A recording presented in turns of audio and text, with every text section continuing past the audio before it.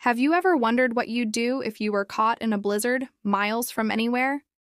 It sounds terrifying, right? But the truth is, with the right knowledge, nature provides everything you need to survive, even in the harshest winter conditions. Today, we're not just talking about survival, we're doing it. We're going to build a life-saving shelter using nothing but the snow around us. Stick with me because this could one day save your life. First things first, location is everything. You don't want to build under a weak tree branch loaded with snow or in an avalanche path. I'm looking for a spot with deep, compacted snow away from any immediate hazards. This drift right here looks perfect. It's deep, it's on relatively flat ground, and it's sheltered from the wind by this small ridge. Before I even start digging, I'm using my ski pole to probe the snow depth. We need at least 4 to 5 feet to work with, and this spot is solid. Now for the hard work. The entrance is the most critical part. You always want to start digging a trench that goes slightly downhill. This is super important because cold air is dense and will sink. By having a lower entrance, all the cold air will flow down and out, while the warmer air you generate inside will get trapped up high. It's like a natural air trap. I'm just using my small snow shovel, but you could use a ski, a snowboard, or even just your hands if you had to. The key is to pace yourself. You don't want to sweat.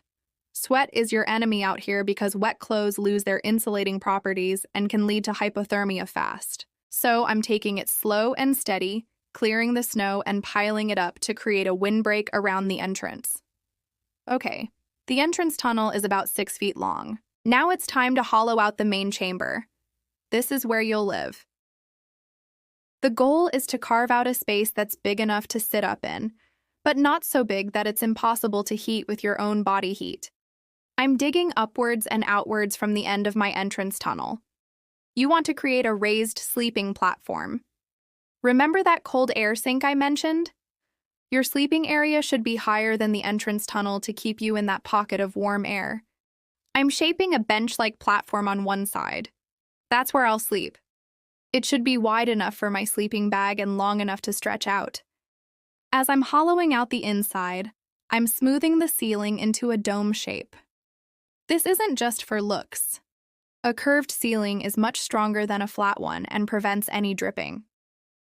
If the ceiling were flat, melting snow from my body heat would drip right onto me. But with a dome, the water will run down the sides of the walls, keeping me and my gear dry.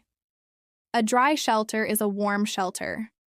It's amazing how well-engineered these natural structures can be. The temperature inside a snow cave can be around freezing, even if it's minus 40 degrees outside. That difference is what keeps you alive. Now for a crucial detail, ventilation. It's easy to forget, but without fresh air, you could suffocate from the carbon dioxide you exhale. I'm using my ski pole to poke a small hole, about 2 inches in diameter, straight up through the roof. This lets stale air out and fresh air in. I'll make sure to keep it clear of any new snow. You can even poke a second, lower hole near the entrance if you want to improve airflow, but one at the top is the absolute minimum. Safety first, always. Let's check the wall thickness. I'm pushing my ski pole through the wall from the inside until it pokes out. Then I'll go outside and measure how much of the pole went through. I'm aiming for walls that are at least a foot thick, maybe 2. This provides both structural integrity and amazing insulation.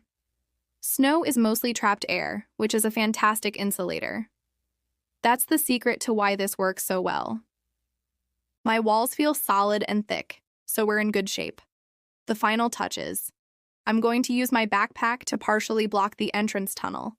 You don't want to seal it completely because of ventilation, but blocking it will stop the wind and keep even more warmth inside. I'm also carving out a little shelf for my candle lantern. A single candle can actually raise the temperature inside by a few degrees, not to mention it's a huge morale booster when you're surrounded by darkness. Having a small light makes it feel less like a cave and more like a home. And there you have it.